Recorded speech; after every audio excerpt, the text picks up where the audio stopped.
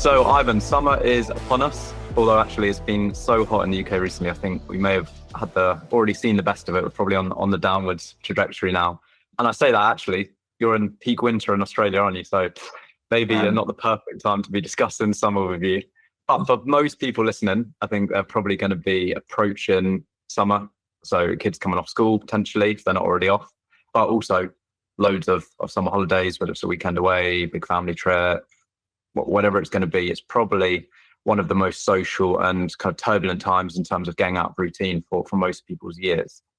Approaching the next few months, what's the first thing you would recommend people do if they're also wanting to keep an eye on health and fitness as well?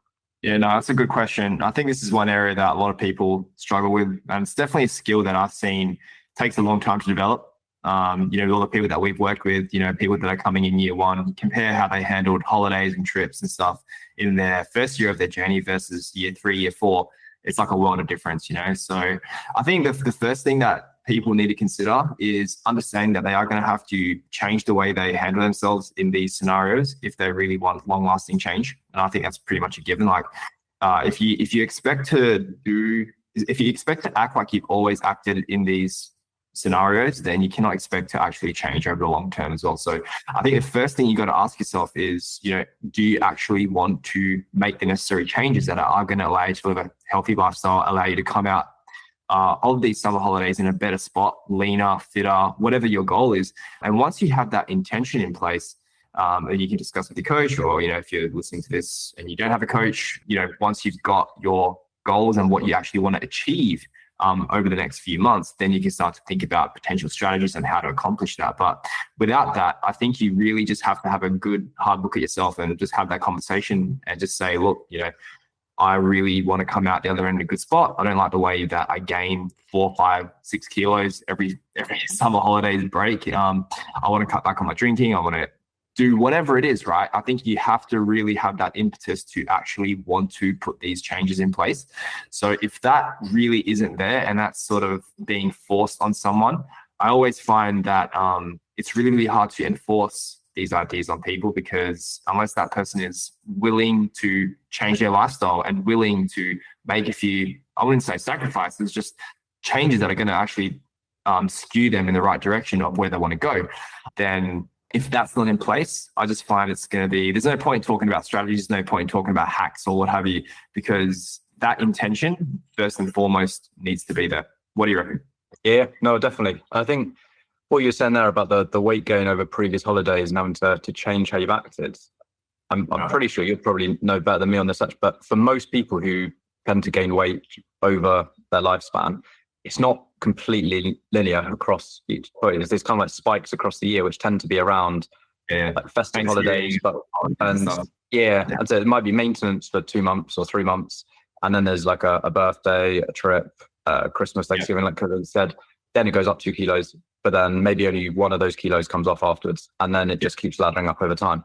So not only are we looking at potentially time to gain some weight, but this is potentially one of the big jumps that a lot of people don't recover from if they are just kind of living unintentionally. So in terms of the intentions that people would come in for or in with to the summer period, I'd say for most people listening to this, they're probably in the camp of either want to blast on and maximize progress, or I'm happy to take some hit to progress in terms of like maybe just slowing it down slightly in order to accommodate a little bit more flexibility in terms of lifestyle or whatever it is. How would you recommend people get to the point of understanding which one of those camps they fit into? I think obviously outside of people probably listen to this, there's probably the other camp of who cares, I'll deal with it in September when I'm 5 kilos heavier, but that's just, I don't think any of them have downloaded this. So are you talking about people potentially working towards like a photo shoot, or people that really trying to maximize their fat loss? Or so you're sort of like comparing people, okay, I really want to maximize my rate of progress, I'll do whatever it takes. I'm a drills like, I'm an army person, tell me what to do. And just the people that sort of just want to, get through, I still think that even with these holidays, I think it's definitely still possible to make progress. So if you are in a fat loss phase, like there's no use putting the pause button on fat loss just because it's summer holidays.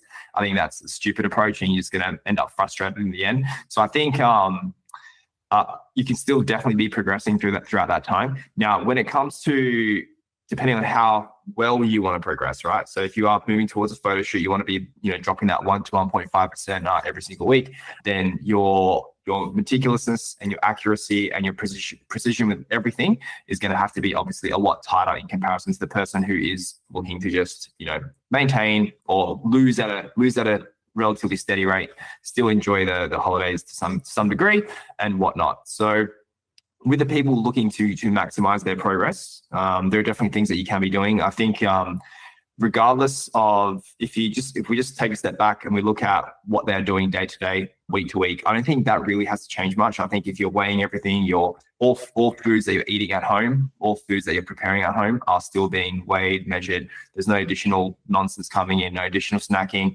all that stuff. There's no reason that has to change. Okay.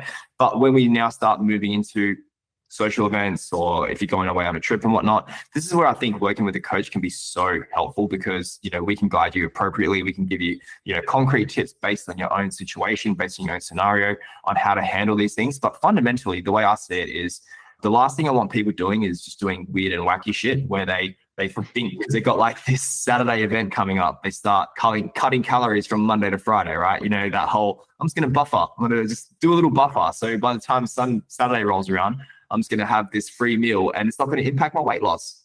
Yeah, it sounds really, really good on paper. And we know this is a math thing, right? Energy in, energy out, you're going to get the result. But what people don't realize is that this buffering nonsense that I've very rarely seen it work with many people. I never really advise it anymore to anyone. But what most people end up doing is they end up slashing too many calories throughout the week. And then they come on the weekend or the social event and whatnot, thinking that they have all these calories to play with. And then they just end up overshooting it. And they end up overshooting on that day, end up overshooting on the following day, push the fuck it button and go, well, may as well just, throw in the towel, right? So I think one of the worst things that people can do is just slash calories even further throughout the week. What I recommend is pretty much just continuing to stick to your plan day to day, keep ticking the boxes, keep doing what you need to do. And even on the day, just focus on wherever you go. Like I always believe there are good options that you can choose. There's always things that you can do to keep moving forward. Even if the food options that you have available are pretty garbage from like a fat loss perspective, you can still do things such as, having a protein preload just before you go in, having like a massive or like a big protein and fiber meal before you go to some event, and then you just simply manage your portions when you're there. Okay, so let's just say you have to go to like a pizza place. Everyone's like, well, what do I eat at a pizza place? I can't do anything. It's just like, well, what you can do is still have a really good meal before you go in. Personal favorite is going to be a tub of Phage 0% yogurt. For those in the UK, get on it. Best dieting hack you can ever do. And then when you go to this pizza place, okay, have a look, see what's going to be the lowest calorie option there. If they don't have the numbers on there, usually it's going to be a vegetarian thin crust type thing. You literally have 1 or 2 slices with a friend. You share that. So you manage your portion in a situation where the food choices aren't optimal. You know what I mean? And doing things like that across many, many social scenarios, which everyone can do for sure, I think you're going to really set yourself. You're definitely going to be able to continue seeing progress. And I don't think these events or whatever comes your way has to really derail you if you approach it intelligently. Now, that's just a few things off the top of my head. What about yourself? What do you think? Yeah, I think the preload sounds really counterintuitive if you are in the mindset of just the simple maths, which rewind a little while ago, I definitely was, and I was all up for the buffering because hey, I finally figured out this calories in, calories out thing. Like, let's just keep it making sense. But I think when I look back now, it's I had the maths down, but not quite the fact there's this massive part I think called psychology and like just human nature that kind of comes in and spoils that part a little bit. Yeah, pretty important. Yeah, just a little bit. So not going in starving is absolutely massive. So I think the protein preload side of it is brilliant from, I've said there, not going in hungry. But it also just takes off the need to hit a certain amount of protein in that meal. And especially if you're vegan or vegetarian, so there's no protein options. Like, great thing is, doesn't matter. You've already picked off your protein. And even if you can eat animal products and things as well, if it's only really fatty stuff or like fried stuff, but basically you're getting some protein, but you're getting like a day's worth of fat in there as well. That's really going to crank up your calories. And so you've already kind of ticked that box. And at that point, you can then just focus on kind of stuff to pass yourself off to get through kind of the social situation of it without like a need to eat from like a hunger perspective or trying to hit certain requirements there. I think the other thing about doing that is, and moving away from the buffer, is it just removes those events from a pedestal. I can definitely speak from being in this kind of cycle, which is what it gets into, is you have this thing on a pedestal, and if you feel like you've worked so hard by pulling back on calories all week to get there, you really feel like you've got to enjoy it, you've got to make the most of it, and at best it's going to come around again in a week's time at most, so you've got to really make the most of it. And then obviously the next day you wake up regretting it and you're back into that spiral. So no, I think definitely that's probably going to be the biggest one. I think another big one is just trying to plan ahead as much as possible. Most of the time we know where we're going out to eat. If we are, meeting friends or whatever, you probably decided to meet somewhere. So ahead of time, check out the menu, just because then you can make a decision in your head when you're sitting there calmly on your own, rationally, all of these things, you can have a look. And if you're working with a coach and it's enough time ahead, you can also chat to them about it. I'd recommend if you do that, pick what you think, send them a link as well, and tell them what you think so they can say yes or no to it rather than just letting them pick, just because otherwise you're always just going to be kind of blind and never really learn that skill. If you do wait till you get there on the table, doesn't mean you can't still make a good decision, but there's going to be these lovely smells around you. Everyone else is already picking stuff, maybe halfway through a conversation. You don't want to sit studying the menu for ages. Maybe it hasn't got calories on there, so you might want to do a little bit of research on your phone or whatever. You're probably not going to do that when you're literally sitting there. And then the other element is also just making sure that the people that you're around the table with are on the same page as you. So it doesn't need to be this huge kind of like speech declaring to everyone, oh, this is my why and this is what I'm going to do, this is my new identity. I think if you do that, most people are probably like, let's just sack this meal off. But it's just ideally making sure you're just sitting around the table with people who understand you and like are going to support you in your goals. Doesn't mean everyone around the table has to be absolutely shredded, but it's more just that you all support each other. If that's not the case, at least just making it clear that, like, I'm not going to be drinking 10 cocktails here, or, actually I don't want a dessert and all like share starters and all of this stuff.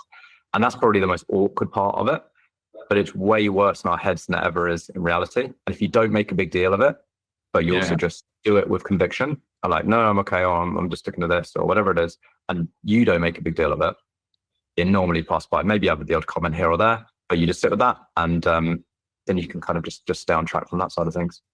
Yeah. And most people, like, you may not think it, but they actually respect you taking a firm stance. What they respect most is you saying something and following through, right? So if you've always been someone who's said something, but then was like, who cares? YOLO. And then you went and just did some stupid shit. If you actually say, hey, this is what I'm going to do, and then you actually stick to it, you do that a few times, people will stop with those comments as well. And they'll actually probably start asking you for advice as well. So I think that's where people get caught off guard a bit, is when, if they've heard you say the same thing like a million times, but you never follow through, that's when they start to give you a bit of shit. But, most people, they really respect when they see someone saying or doing what they say they're going to do. So yeah, it may feel a little bit awkward for the first couple of times, but the more you do it, and most importantly, the results they see, because deep down, people would love to be able to do the same thing. Like, let's be honest, like, people would love to be able to make the best choice, manage their drinking, manage their food intake, stay in control. Like, it's a very admirable trait that people really would like to have. So the ones who are trying to bring you down because of that, again, are coming from a place of envy, because your true friends, or the people that really care about you, like, they will support you in this type of stuff, because all the stuff that you're doing here is, you're not.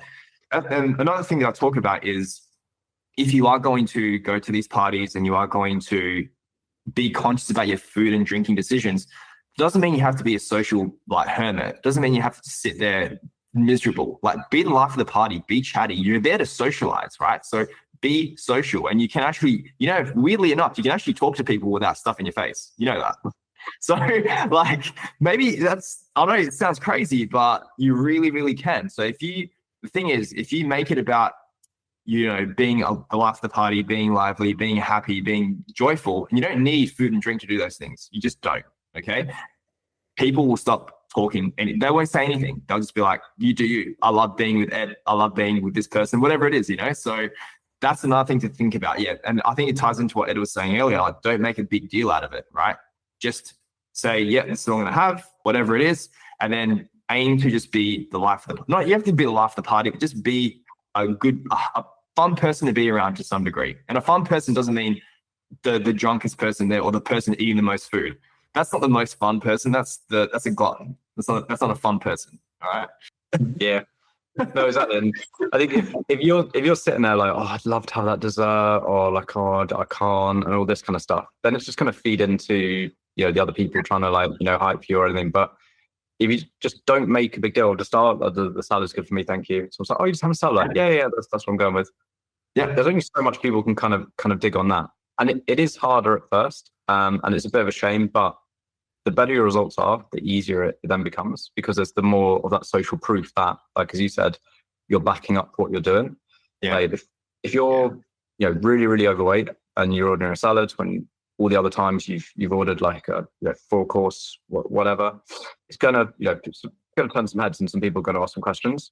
But as you start dropping 5, 10, 15 kilos, all these things down, people start to be like, oh, okay, fair enough. Like he swallowed through, or he's like, or she, whatever, is, you know, getting results. And then once you are in that body of someone who is like health conscious, fit, healthy, and we're not talking about, you know, like elite athlete here, but just someone who's in by normal people standards, like good shape, it's not that weird to see those things. And so there naturally will just be less and less questions. And the thing is, if you're wanting to do this long term, you're going to have to change how you're acting in these kind of situations. There's no way around it. If you just want to do a 12-week cut, do a shoot, go back to how you were before, yeah, you can make a bit of a song and dance in the socials, or even just become a hermit for a few months, get through, go back to it. Then there's no real need to properly transform that. But if you really want long-term change, these things are going to have to change. So like, why wouldn't you just get going with it now? Don't wait 1, 2, 3 years to try and do this, because all you're doing is just sabotaging your results up to that point, and then you still got to address it anyway. So the sooner you can just address and get this kind of wheel moving in terms of like how you're acting differently in these social occasions, the sooner you're going to, one, start to see better results, but also start to really get this process of like that new identity, that new lifestyle that we're all ultimately after. Yeah, agreed. I think it's very liberating too. It's very liberating when you can get these events and actually not make it about the food. Like, I'm not sure anyone is going to be on their deathbed and being like, oh, I'm so glad I ate all that food at that party. Do you know what I mean? Like, people will look back, or when you ask people what do you like most about the party, I don't think anyone's going to say, I enjoyed having 10 pies. You know, like, I really enjoyed having that conversation with XYZ. I really enjoyed seeing that person. I really enjoyed this. You know, like, no one ever goes home and was like, I'm glad I just smashed that whole buffet. Yeah. And let's say, even if you did just love every single bite, which I don't think you do, because having overdone it for these things, after a while it becomes this weird thing of you're not enjoying it, but you're still shoveling it in. Best bite. Yeah. If you zoom out even further and take it out of just that actual situation, you can look at the lead up to it, where, and I was in this for ages, health and fitness focused, but hadn't really properly addressed this part. And so every time there's like a social, you kind of want to do it and you're excited for it, but you're also like, oh, it's going to knock me off track, or like, oh, I'm just building a bit of momentum, or all right, got to take a step backwards here. So you've got that kind of anxiety or frustration. And you sometimes you hear when members are fairly early on their journey, they'll be like, oh, I've got the social I've got to go to. It's like, you're not even really looking forward to going to it. Still be excited for it. Yeah. You've then got the event, which, you know, if maybe you go in really hard and maybe that is fun, but then you've got the way home. Once no one else is around, you've stopped eating, you're probably like, oh, like, probably physically I'm pretty full. Potentially that impacts, you know, like sleep and things, but also there's probably either that later on that night or the following day, some form of regret as well, because like, oh, I've just gone backwards here, or I overdid it again, and I think that's the thing that actually wore me down the most. In the end, was more just the annoyance of not even just how I felt from either like food or drinking too much, whatever. It was more just the fact of like, repeat, I'm just doing this again. This is just like, I'm so bored of just the cycle. And the more I found, once I started just zoning out and just seeing like the trade-offs, it's not just a trade-off of that 4, 5, 6 hour event. It's the trade-off of like the days before it, the days after it. And this can definitely apply to like binge drinking as well, where it's like, you know, you have a really hard night out on a Saturday when you're, you know, older than, let's say, 25, you're not necessarily feeling that great until like the Thursday. You know, like, And then it's just like, is that, even if you have an amazing time on those few hours, just wiped out half a week. And like, yeah, for most people, if they go real heavy on especially on the trigger side, mental health's probably not in the best spot. Like kind of digestion can be rough, but even like for more of the kind of stuff we're looking at day to day, it's just like your training's a bit rubbish. You're just really tired. You're sluggish. So it's like, is all of that worth it? Or you can still go get loads of the benefits from the social event, but also go home, go to sleep well, get up next morning feeling good, feeling proud of yourself actually, just because it's quite empowering having remaining in control, and then just keep ticking on with all the other positive areas of your life. You're not jumping backwards every one of these kind of potential challenges. Yeah, it's a great feeling that people don't really think about until the day after. I think what you just said there, like, yeah, how do you want to feel on the drive home? I think that's a really good question for people to think about, right? Do you want to like be on the way home being like, yes, now smash that, I'm gonna go to bed, I'm gonna have a good sleep, wake up, crack on with the rest of the day, be a good role model for my kids, for my family, whatever it is, right? Like, no one likes to see their parent or family member just completely sluggish because of poor decisions the night before as well. Like, it's just not a nice feeling for everyone involved. So yeah, that's actually a good question that I think people should think about, is how do you want to feel on the drive home from these events? It's a good one. It's not so far in the future, right? It's sort of like, it's sort of like that short-term visualization that can actually potentially help. So yeah, no, for sure. And yeah, it can be a tough little kind of cycle to break, but once you just start doing it, you start to see those mini wins, and you've got to see the benefits of it. And the really good thing about it is the further down that track you go, the less like prepping or analysis afterwards you even do, because it's just, you don't have to start looking at it. You can just turn up and look at it. Yeah. And then on the way home, when you're driving home, you're not thinking like, oh yes, I nailed it. It's just, you're just like, oh yeah, I had a meal. Like, that's just, I acted how I act. Like, that's the kind of how I do. And then the social just become completely off a pedestal, and it just becomes like just normal life, and you can just enjoy what you kind of go to do. So that covers a lot of kind of like individual meals, probably like the family barbecue, the meals out, whatever. But with the summer holidays, a lot of people are going to be going away for prolonged periods where it's a long weekend, or multiple weeks potentially. So although everything we've covered still applies, it's almost a different beast doing it when you just got back, when you're doing it instead of a one-off meal, it's back to back to back to back. And 2 weeks away, that could be 3-4 kind of meals or feed-ins across that period. You're having to kind of keep going. So I think we should dig into that. But with holidays, there's a few kind of different categories. I think most people go away with either like the Airbnb, where you're in control, but you're just out of your routine, and you just got to kind of see what's available. That's probably the easiest to manage on paper anyway. There's the non-catered, but you're not in an Airbnb, you haven't got a kitchen, so it's the going out, and maybe you're grabbing some stuff from a cafe or the shop, but mainly it might be restaurants and things like that. Or you've got you're in a hotel complex, you're not really going to leave those walls for a week or two, and there's about 7 restaurants in there that are just all you can eat whenever you want, 24/7 access to basically whatever food you want in whatever quantity you want. So should we start off on the Airbnb side and then progress up to the all you can eat? Yeah. I like that spectrum. That's a really good one. So I think with the Airbnb ones, they are definitely the best, just because you have access to things. You got access to a fridge, kitchen, all that type of stuff. So in these situations, I still recommend preparing some home meals as much as you can. Like, I know most people are going to be going out to eat, but I think if we go back to what I said earlier about, controlling the variables you can that you have 100% control over. I know that sounds really funny, but what I mean by that is, if you've got access to, let's say you for your schedule for this Airbnb trip or what have you is cool. You have breakfast at home, you have lunch out, and maybe you have dinner at home, or you have dinner out. Most people are going to probably have dinner out, I'm assuming, right? If you're going to be out and about. So, okay, in that situation, what do I have control over? Okay, well, at least I can have a really good breakfast every morning. I can still make what I normally make from home.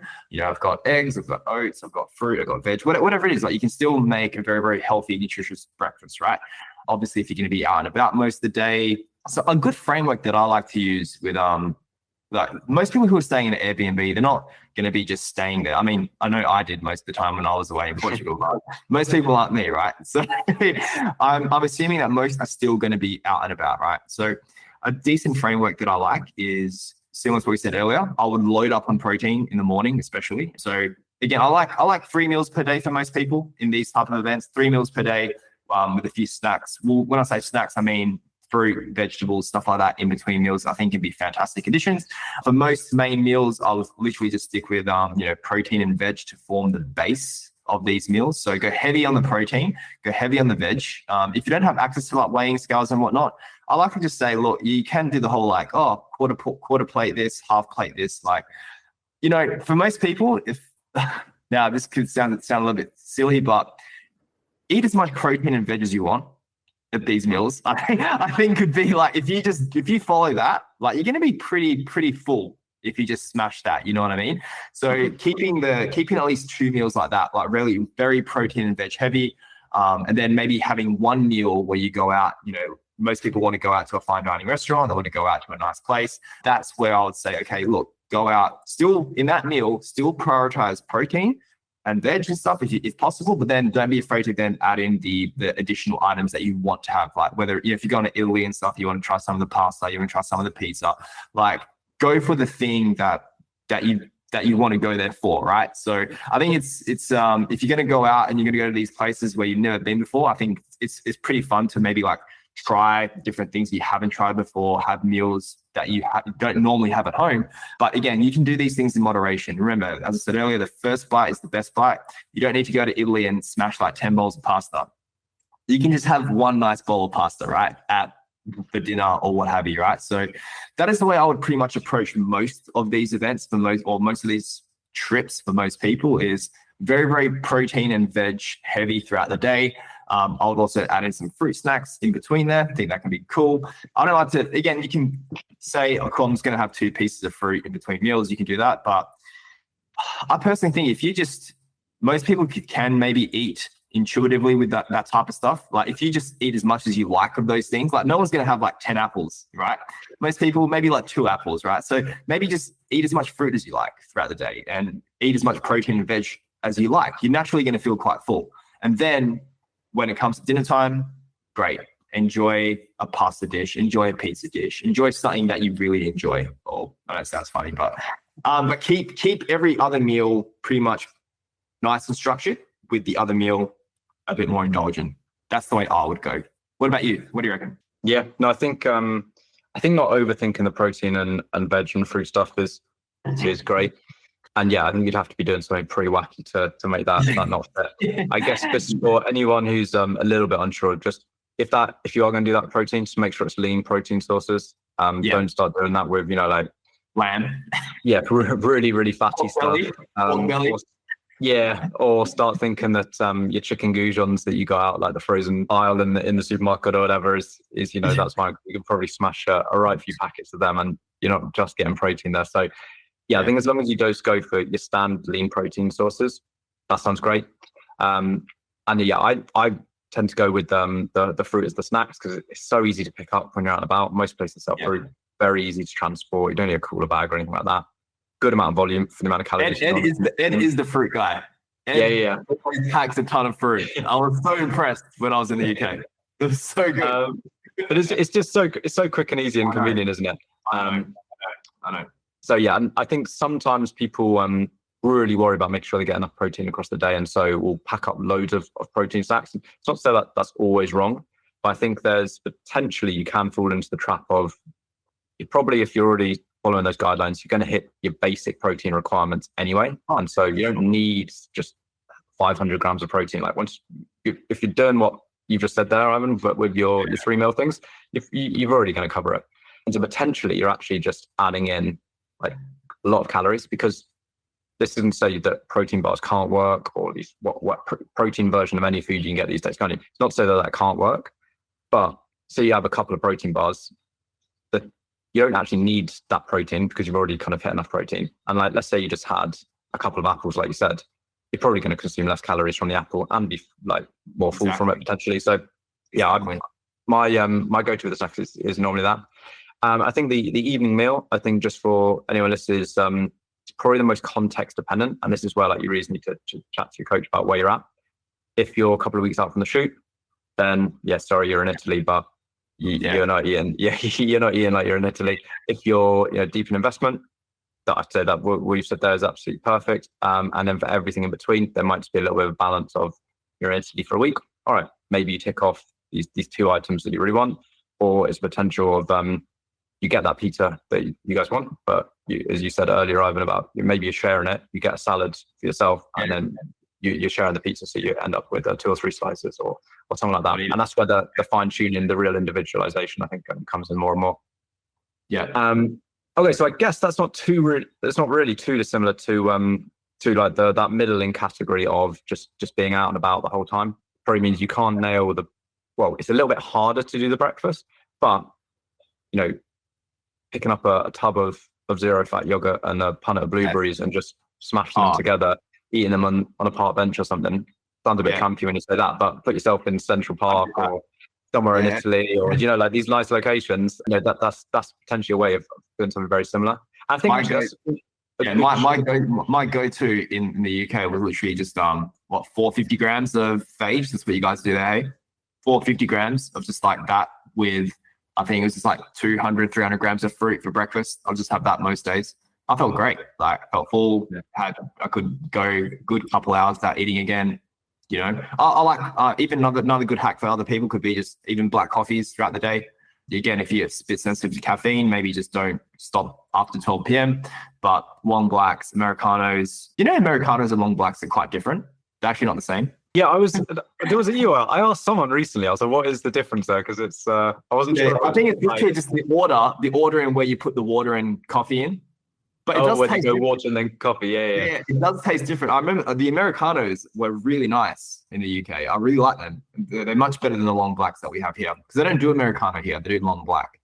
Yeah, I thought that was just because you guys just had like trendier coffee. Different name. Like if you go somewhere with bougie, they're like, yeah.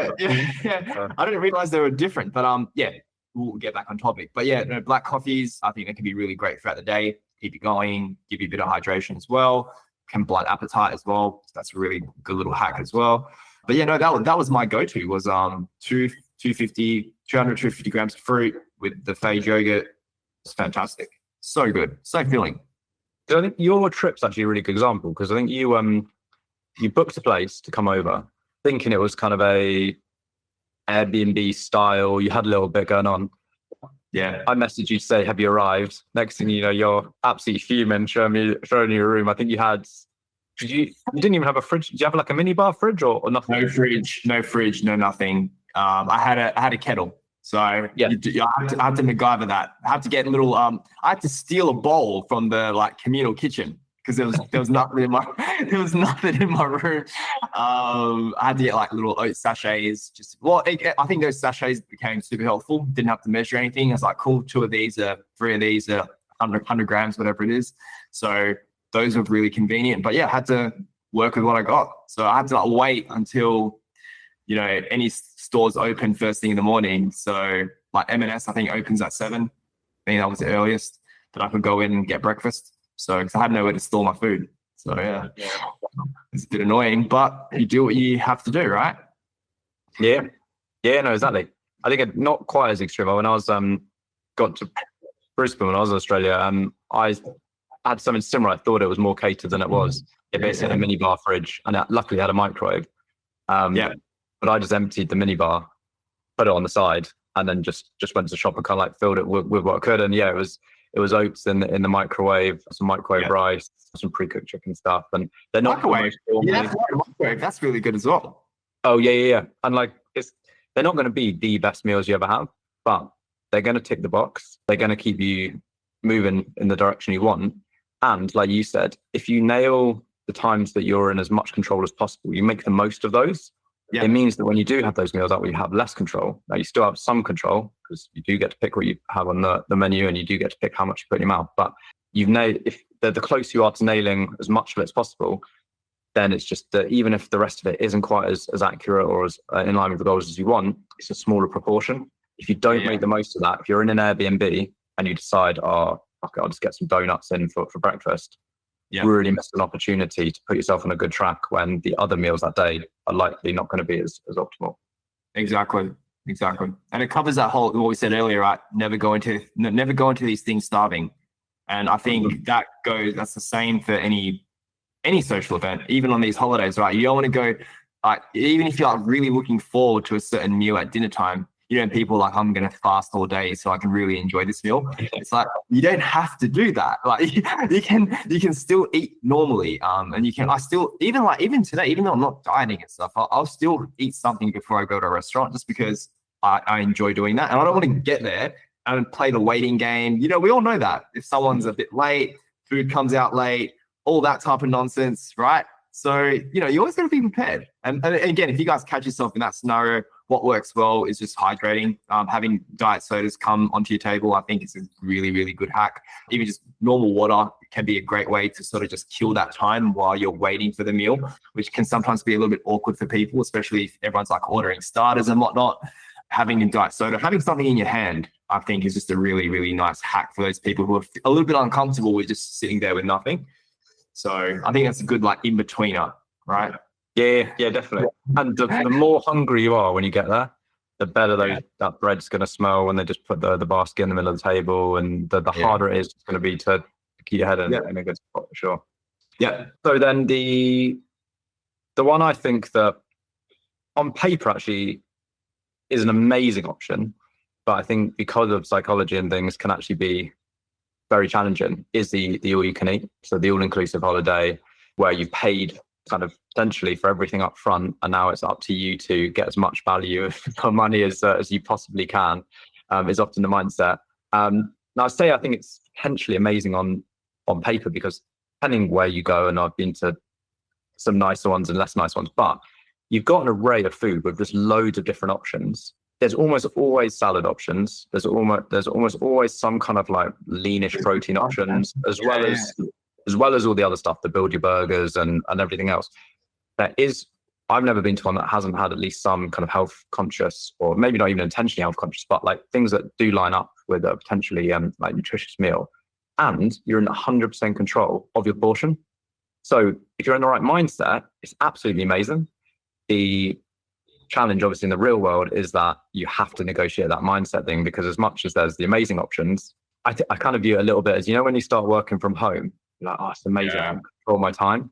But then I think, well, no one realizes until they start working from home, it's like, okay, I've got to control my time. So it's either I've got to make sure I do the work, or I've got to make sure I stop at some point as well. And it's like, it's freedom, but it's almost like if you let it go too far, it's constrained freedom. Yeah.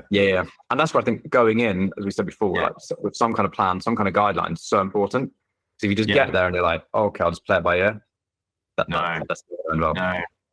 No. So what would you say, obviously very generic here, talking to everyone, but as a bit of a structure for an all-inclusive? Yeah, it's a tough one. It literally will come down to that mindset.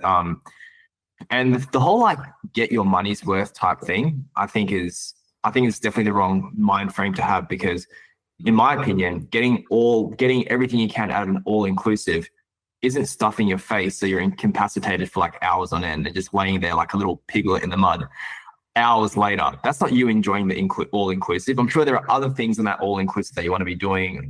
It's not just eating, right? I'm sure there are other things, other activities that you can be doing that you want to be doing, you want to feel good for. You actually want to feel good on a holiday, not just like a big fat mess, right? So I think reframing it from like and also top quality food. Like imagine if, I know one of our coaches, Ollie, mate, I'm sure he's going for that top quality salmon there. You know what I mean? So like you also like the high end protein stuff, I think would be extremely good, especially if you eat animal products and whatnot. They probably have really, really good quality, like, fillet steak, really good quality fish, stuff like that. That is going to be very expensive outside of this little all you can eat buffet. So if you want to get the most out of your money, that's the way to do it. It's going for this top quality, like even like things like lobster, right?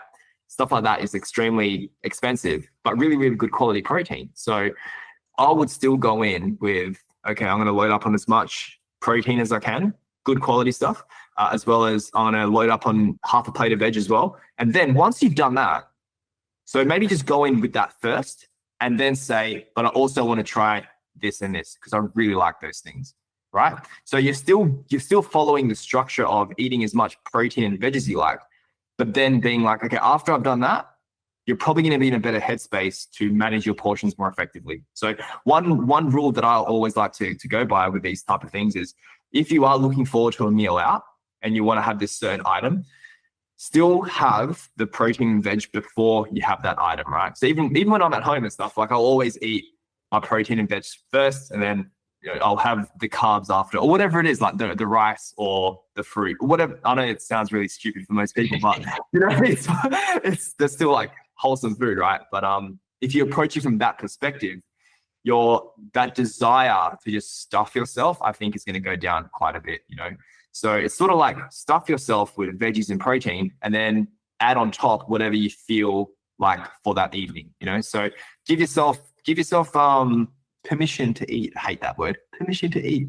But just, I think if you go in allowing for some flexibility and saying, I want to enjoy this, and this, but I'm also going to make sure that before I do that, I'll load up on these essentials. So if you load up on the essentials, I think you will naturally just make better decisions with those very, very indulgent things that you really like. Because remember, as we said earlier, that first bite is the best bite, right? So even if they have an array of all these cakes or desserts or whatever things that you like, it's literally those first couple bites that you're like, damn, that is really, really good, So limit yourself to that, I think, can be a really good test as well. And understand that you don't have to have an entire dessert or an entire pizza to enjoy that food, So that's the way I would frame it. But I don't know if that helps. What about you? What would you do? Yeah, no, I think I'm just thinking, like, practically for myself, I'd always go with that protein veg or protein salad kind of plate first. And like now even, and even if you stay in a hotel and you've got the breakfast the next morning, like, this can kind of apply to any of these buffet style situations. Because one, you just know you've ticked that box of just like you've easily hit your protein. You've probably got a load of fruit or veggies in, fiber's already kind of like in a good spot from that meal. But as you said, then just the desire to go crazy on the other stuff is just massively numbed because you're already pretty full. I think once you've done that also is then just not putting the last mouthful of that plate up and then scooting your chair back and going back straight away, but just sit for a couple, like minimum 2 minutes, but you can do 5 even better. Like, hope it gives you a chance to like actually maybe chat a bit more as well with whoever you're with, but relax, because you've probably got a 3-4 hour window for each meal at these places, haven't you? So it's not like you're in a mad rush. Chill. That will also allow you to kind of feel the hunger. I don't know if that's like the correct way of saying it, but sometimes when you're just wolfing down so quickly, it's almost as if like you haven't really registered. It takes a while for the brain to register, And then potentially go back. Now, this is again where just the context comes into play. If you've got a shoot in a couple of weeks after that, then that's probably just where the meal ends. If you are deep into an investment phase and the goal is maintenance or must burn or whatever it is, then it's go up and see potentially what else, if there is something else that you want to add on, and maybe that's every day, maybe that's every other day or whatever it is. And whether that is one of another part of like the mains, so you have some of that pasta or whatever, or it's a dessert or whatever it is, but that's where you're probably going to already have that more detailed plan going in. But starting off with that is definitely in line there. So for these trips as well, I know we said like we need to act differently. They're going to be different trips to before. Outside of the eating, I think another big thing is just learning to have fun in potentially different ways.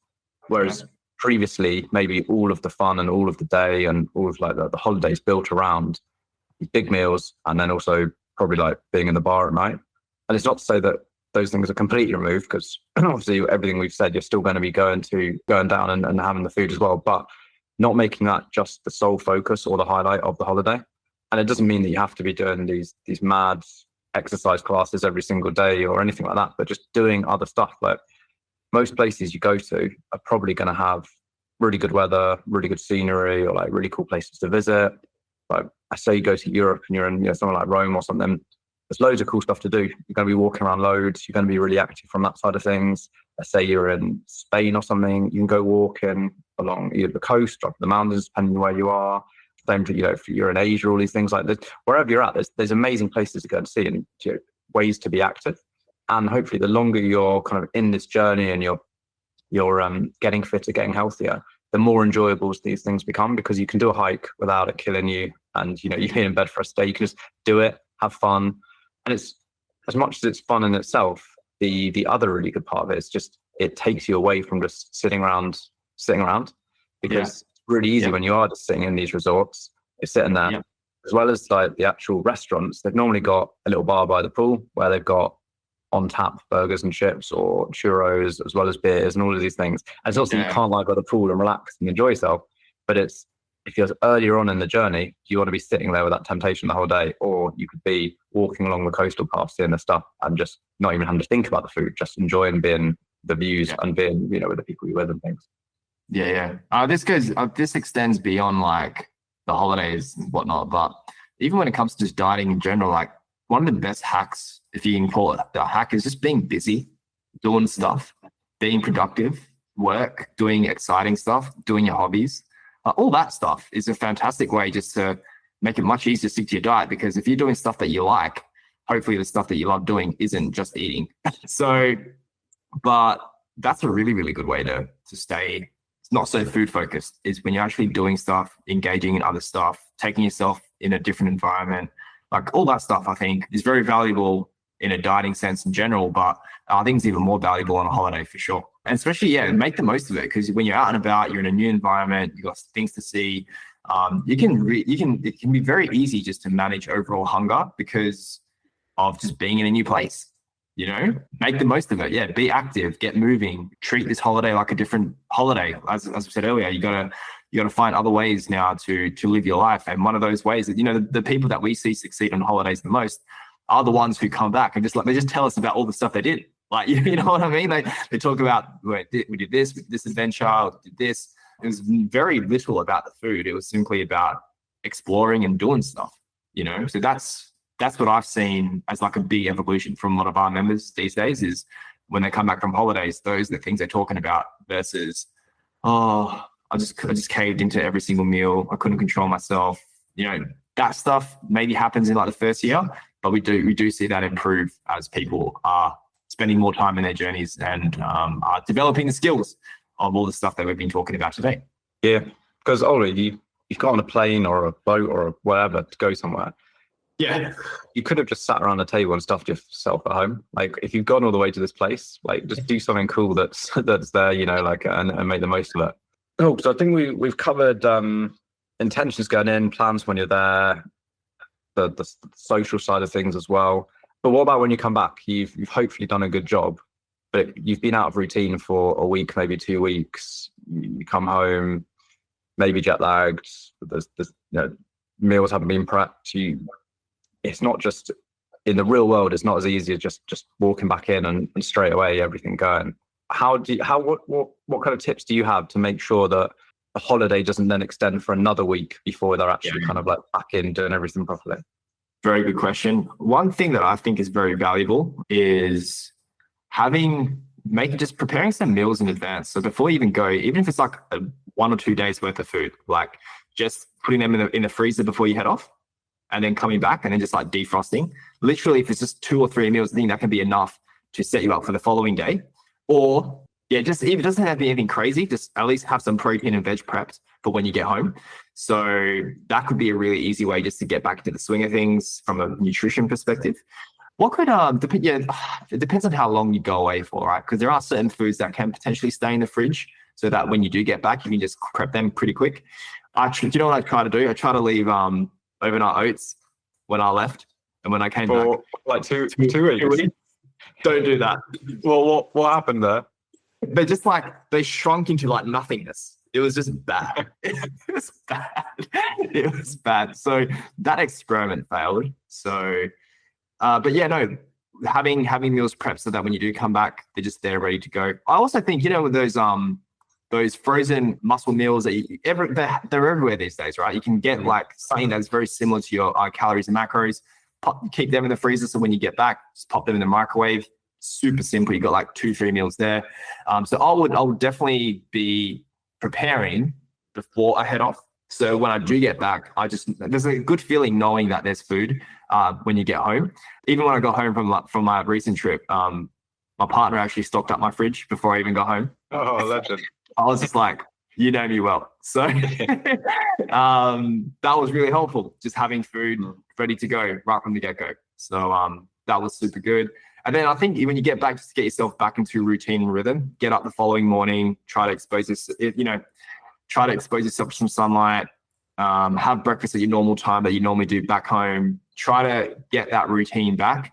You're going to feel jet lagged, you're going to feel pretty shitty, but the sooner you can start doing the things that you normally were doing before you went away, I think the smoother that transition is going to be. So it's even with all that though, it's still a nightmare. It still took me a good 5-6 days before I started feeling normal again. So yeah. But the more you can have prepared ahead of time to just make that transition period that much easier, I think it's just going to be so much better.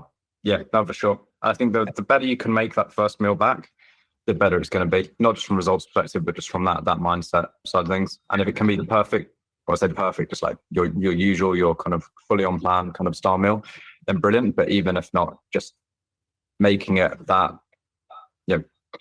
protein and veg or whatever, you grab the microwave rice and some cooked meat or thin fish or whatever it is, just to make it so it's kind of in line with your goals. It's going to be massive just from that mindset perspective. Because there's nothing worse when someone's been away all week, they put in a really good amount of effort to try and make sure they manage that time away well.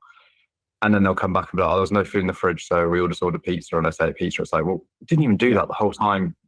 You didn't even eat a full pizza the whole time you were in Italy. You did the stuff like the stuff we even talk about, and then you get home and you've done it. It's just like, obviously it's, it's up to everyone and their own choice, but it's like after all of that effort, it's such a shame to do that when, if there was just something in the freezer or there was microwave rice and a tuna, that's kind of like my kind of go-to because it's nice, just easy. Oh, exactly. You got the tuna that's just non-perishable, right? Or your mackerel, right? So, but the thing is that everyone is going to be tired when they get home from a trip like that. You know what I mean? Like you're going to be exhausted. The last thing you want to do is prep stuff, So having something there that you can just fall back on that is nutritious, healthy, and it's going to move you towards your goals, I think it's just a no-brainer. Because you're right. There's nothing worse than just like coming home and being like, well, effort, I've just done this, and this. I can't be bothered cooking. I'm just going to order a massive pizza. Yeah, it's a shame, right? Yeah. And then the other point I think you touched on is that like it's just going to be a bit hard getting back into it, especially if there's jet lag in there. But even if not, just fit in. But it's just like when you first start the journey, you just got to force it. It's not going to feel natural straight away, or you kind of like, I'm getting in. What I normally think is if I get back from somewhere and let's say on like a Sunday, I just think in my head, right, I'll probably won't feel great until Thursday, but like by Thursday I'll be feeling okay. And then Monday you're a bit tired or you can't be bothered or whatever it is, but you just force that period and then you're just rolling again. And by that time that Thursday comes down, that's normally when potentially like water weight's kind of like just eased out a little bit, as well as just like back in your routine. So just getting it done. Don't wait till it feels really great to do. There is just going to be that friction that you've just got to overcome just proactively. Yeah. So I guess just from a mindset perspective, a lot of what we've mentioned today is really just shifting away from that on off or all or nothing mindset of being I'm at home, I'm on plan, or I'm on holiday, I'm off plan, or even just at that meal, I'm off, and switching to more of kind of just a graded approach where when you can control things, you're as on it as possible. But as you move away from those kind of like optimal environments, you just gradually reduce kind of like how optimal you are to stick to the plan, rather than just dropping from 100 to 0. It's 100 to 90 or 100 to 85. I know for me, I used to be the ultimate all or nothing person of like, my 100 was trying to be so perfect that it was a case like if I couldn't even just nail all of these supplements perfectly, it was almost like what's the point kind of thing, or like I had carbs this time and not this time, which was part of just really just education. But I ended up putting in so much effort to get like pretty average results just because of the other times I was so far off track. And it was almost when I just accepted just not trying to be 110%, just be 100%. And then when you can't be 95 or 90. And it was like the results just went through the roof. And it sounds so obvious, but it just didn't really like click for me practically for so long. But if your average can be 95, you're going to get amazing results. 100%. If you try and live at 100 or 20, even if the 20 is not that often, it's just going to pull your average so far down. You're going to be sitting at around the 60%, and 60% just doesn't really get results. No, and it's just not good for long-term mental health too. You know what I mean? I think that all or nothing mindset, when I see that with clients and members, I just never see it succeed ever. I think it's one of those things that has to be changed, and it has to be when I see members adopt that, I think it's the best though. Like when they can actually come back from a holiday and make mindful decisions and understand that they weren't perfect, but they were perfect given the context of the situation, right? So remember, it's like that's what we mean by being practical versus optimal. Is you're being optimal based on what the circumstances is throwing at you, you know. And there's always a good choice you can make. There's always stuff that you can do to steer the odds in your favor, regardless of what it appears to be like, you know. So I think that's just a very, very important mindset shift for anyone who wants to succeed in this journey long term to make. Like we just said there, I think is gold. I think, yeah, be 100% when you can be 100%, which is going to be like at home and what have you. But when you have to deviate, make sure that those deviations are as optimal based on the situation as possible. And I think that's a great way to go about it, you know? Yeah. And the amount of people I think who say, oh, I'm just an all or nothing person. And I was one of these people, so I'm not saying it from like complete judgment, but it's just bullshit. And you trick yourself. I've said the same for me. You trick yourself into it, and it's kind of, I think, almost like partly noble thing of just like, oh, like, when I go for something, I just really commit, or like I really go in, whether that's on a Monday in the gym or it's at the buffet on the Saturday, whatever it is. But actually, it's just being weak because you're just doing what's easy at the time. On Monday, after you've overdone it, you want to go hard in the gym. You want to go hard on the diet. So that's what you're going to do. On Friday, when you're tired after work, whatever it is, everyone else going out for beers. You go out and you nail 10 pints because not because you're so committed it's just because that's the easy thing to do. Yeah.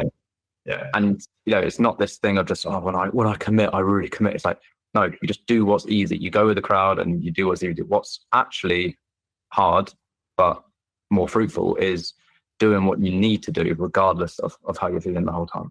100%. Just real quick, with that all or nothing mindset, when people say, I'm just an all or nothing person, just an easy question to ask them is like, well, I'm sure there are other areas in your life where you haven't been all or nothing.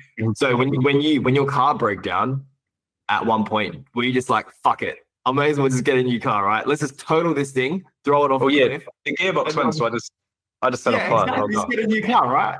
So I chipped my iPhone, so I literally just smashed the whole thing on the floor. Exactly. Well, I'm an all or nothing person, right? Yeah. So I think when people really start thinking about that and go, well, where else in my life am I not all or nothing? And then it's like, okay, well, if I can live in the gray zone in all these other areas, I can do it with this shit as well. It's just finding the right approach. It's finding the right mindset. But yeah, no, you're right. The all or nothing is not a strong mindset. The all or nothing is the weakest mindset, in my opinion, because it's easy. It's easy to do that. Yeah. And if you think you are that person, get a training video, send it to your coach. Because if you've still got 10 reps in the tank on your leg press, you'll realize you're not all or nothing. You're living in the grey. Cool. So I guess to wrap that up for anyone, to be honest, it's a summer theme here, but really you can strap any season onto this. Yeah. So everything is scales out. But I think just with the intensity of socials and holidays coming up, it's hopefully the perfect time for everyone to hear this. But make sure you know what you want to get out of the next few months, whether it's maximal progress, you're happy to slow things down a little bit for more freedom, whatever it is. But make sure you're clear on that, because that's almost going to be what guides the route. From there, either on your own or if you have got a coach, definitely make use of them in order to put together a plan. So whether that is just the one-off meals, going to someone's house for a barbecue, or you don't have the menu ahead of time, that's going to be a slightly different approach. If you're going to a holiday, the different kind of access to food options that we've gone through there, you've got that plan in place. You're then going to make sure that you're dealing with the social comments in the way we said. Come home, straight back on it. And ultimately, you're moving towards this new identity where you're not all or nothing. You are someone who's just constantly hovering at a really high level, enabling yourself to get amazing progress in terms of your health and fitness, but also you can still go on holiday and have a great time. You can go to your friend's house for a barbecue or out for a meal and have a great time. So you can have it all, but in a way that's going to fit the balance that you want. Any last tips or tricks for summer? No one ever forces you to eat anything. You're the one who always makes that decision. No one's ever got a gun to your head. No one's ever got any power over your decision on what you eat. Only you do. That includes the crazy ethnic 80 to 90-year-old grandmas. All right? It definitely includes them too. Yeah, very good point. What did Charles Poliquin say? Was it like, no one's ever been mugged by a donut or something like that? So yeah, no, 100%. My summer tip will be wear your factor 50, and you can be as a seafer as me by the end of summer as well. Cool. No, hope that's good, guys, and enjoy your holidays. See you guys.